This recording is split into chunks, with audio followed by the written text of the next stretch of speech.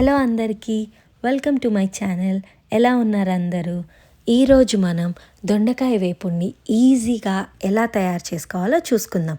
ముందుగా ఒక ప్యాన్ పెట్టుకొని అందులో ఆయిల్ వేసుకొని ఆయిల్ కొద్దిగా హీట్ అయిన తర్వాత అందులో ఆవాలు, జీలకర్ర మరియు పచ్చెనగపప్పు వేసి దోరగా వేయించాలి.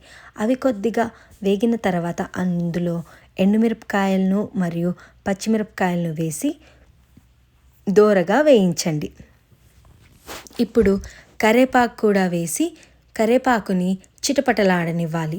పోపు దినుసులన్నీ కొద్దిగా వేగి ఎర్రబడిన తర్వాత అందులో కోసి పెట్టుకున్న ఉల్లిపాయలను కూడా వేసేసి బాగా వేగనివ్వండి.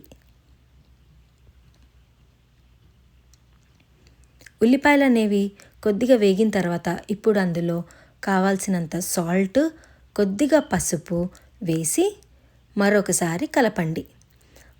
ఇలా ఉప్పు మరియు పసుపు ముందే వేయడం వల్ల ఉల్లిపాయలు అనేవి తొందరగా మగ్గిపోతాయి. అలా మగ్గిన తర్వాత ఇప్పుడు కోసి పెట్టుకున్న దొండకాయలన్నిటినీ వేసేసి మరొకసారి కలపండి. బాగా కలిపేసి మూత పెట్టేసి దొండకాయలని మీడియం ఫ్లేమ్ మీద మంచిగా మగ్గనివ్వాలి. దొండకాయలు అనేవి బాగా మగ్గిన తర్వాత ఇప్పుడు అందులో కావాల్సినంత కారము వేసి బాగా కలపండి. కారం అనేది మనం ముందు వేయకూడదు. అలా వేసేస్తే దొండకాయలు అనేవి తొందరగా వేగిపోయి మాడిపోతాయి.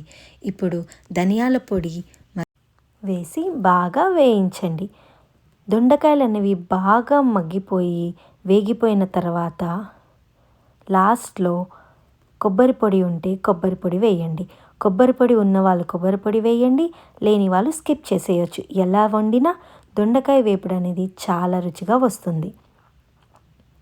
ఫైనల్గా మొత్తం వేగిన తర్వాత అందులో మనము కొత్తిమీరతో గార్నిష్ చేసేసి ఒక్కసారి కలిపి సర్వ్ చేసేసుకోవచ్చు.